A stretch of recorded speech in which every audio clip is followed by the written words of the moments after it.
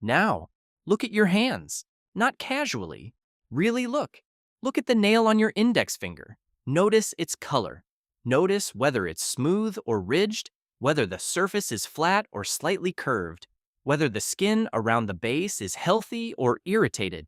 Most people do this every day without really seeing anything at all. Here's what's remarkable. Those 10 small plates of protein are among the most honest reporters in your entire body. They can't lie. They can't perform. They grow silently, steadily, about 3 millimeters every month. And as they do, they archive a precise record of what is happening inside you. Your stress levels, your nutritional status, your circulation, even the early whispers of conditions that haven't yet made themselves known in any other way. Doctors have known this for centuries. Some of the earliest recorded medical observations ever written, going back to ancient Greece, included descriptions of nail changes as diagnostic signals.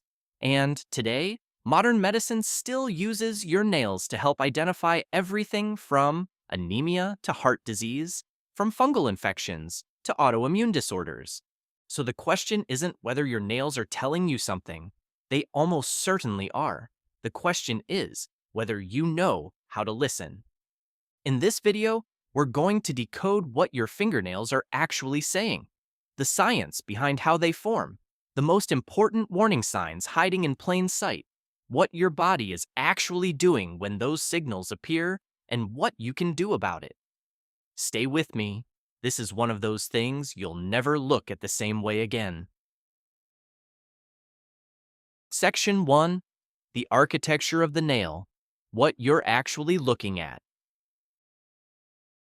Before we can understand what the nail is trying to tell us, we need to understand what it actually is.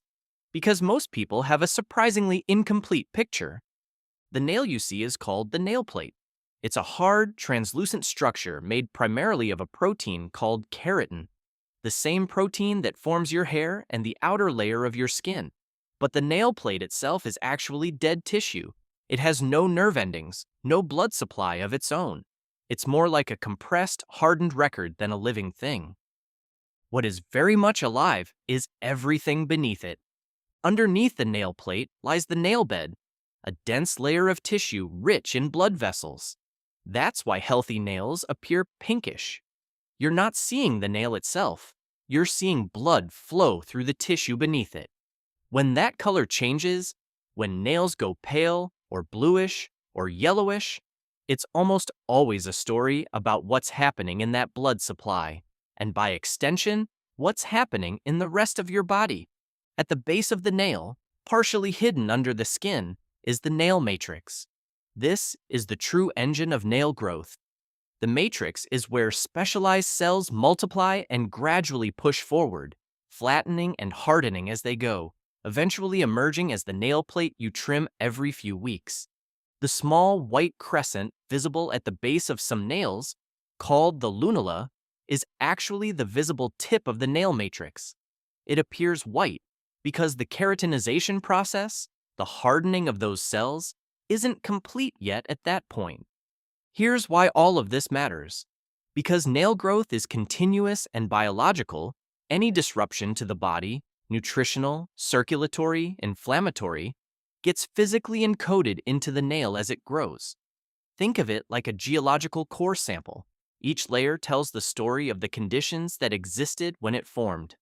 Understanding the architecture is the first step to reading the record. Section 2. The color code. What shade and tone are telling you. Now, here's where things get genuinely fascinating, and where most people discover they've been missing signals hiding in plain sight. Nail color is one of the most diagnostically rich signals the nail produces, and the range is wider than most people realize. Let's start with pallor. If your nails look washed out, whitish or very pale across the nail bed, this can be one of the earliest visible signs of anemia. Anemia is a condition where the blood lacks sufficient red blood cells or hemoglobin, the molecule that carries oxygen and gives blood its red color. When hemoglobin levels drop, the vivid pink of healthy nail beds simply fades.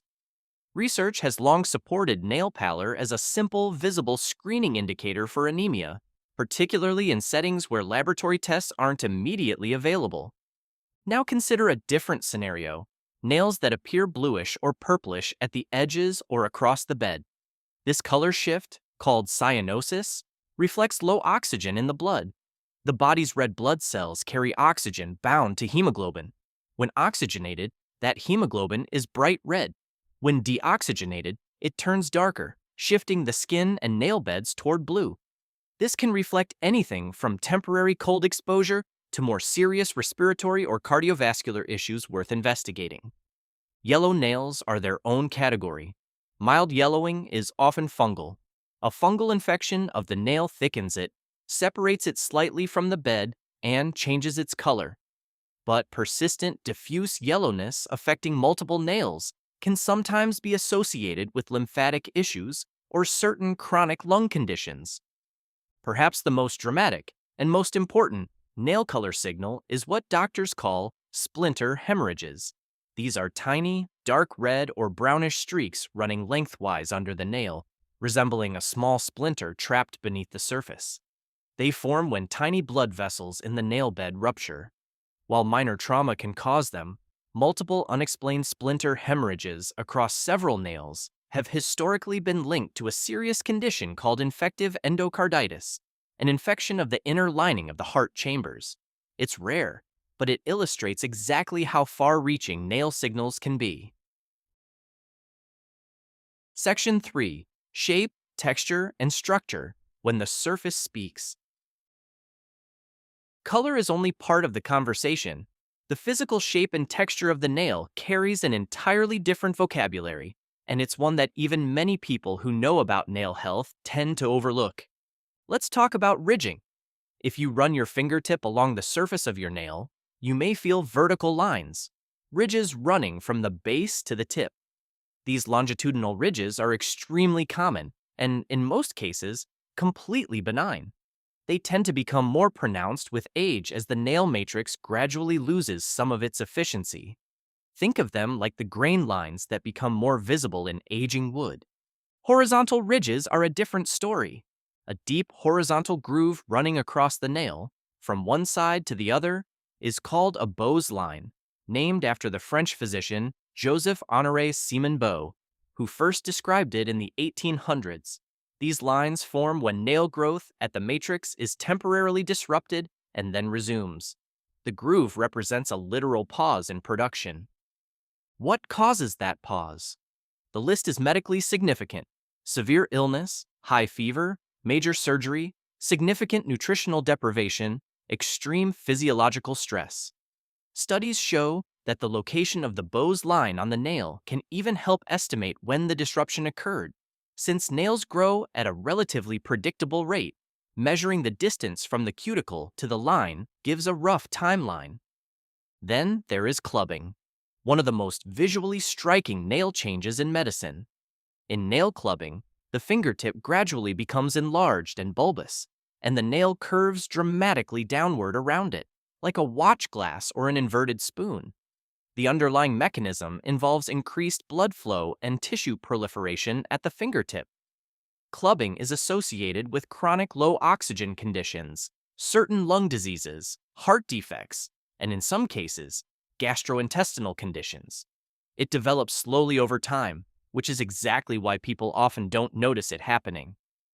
Spoon-shaped nails, a condition called koilonychia, where the nail becomes concave, curving upward at the edges like a tiny bowl, have long been associated with iron deficiency. The exact mechanism isn't fully understood, but research suggests it relates to changes in nail keratin structure when iron stores are depleted. The surface texture of your nail is a map. You just need to know how to read it. Section 4. The nutrition connection: what your diet is building. Here's the part that surprises most people. Your nails aren't just responding to disease. They are actively constructed from what you eat, and the quality of that construction is directly visible if you know where to look. Nail growth is metabolically expensive. It requires a steady supply of certain nutrients. And when those nutrients fall short, even subtly, even before clinical deficiency sets in, the nail often reflects it before any other symptom appears. Protein is the most fundamental. Keratin, the primary structural material of the nail, is a protein. When dietary protein intake drops significantly through crash dieting, illness, or inadequate nutrition, nails can become brittle, soft, or slow growing. The body, facing a shortage, prioritizes internal organs and essential functions over structures like hair and nails. Your nails become, quite literally, lower on the priority list. Iron is the next major player, and its story connects directly back to the spoon nail shape we discussed earlier. Iron deficiency is one of the most common nutritional deficiencies globally. Beyond koilonychia, iron deficiency can produce general brittleness, increased breakage, and pallor. The connection runs through the fundamental role iron plays in red blood cell function and oxygen transport. The same oxygen that feeds the actively dividing cells in your nail matrix. Biotin, a B vitamin, has received enormous attention for nail health, and here, the science is somewhat more nuanced. Research does support a connection between biotin deficiency and nail fragility.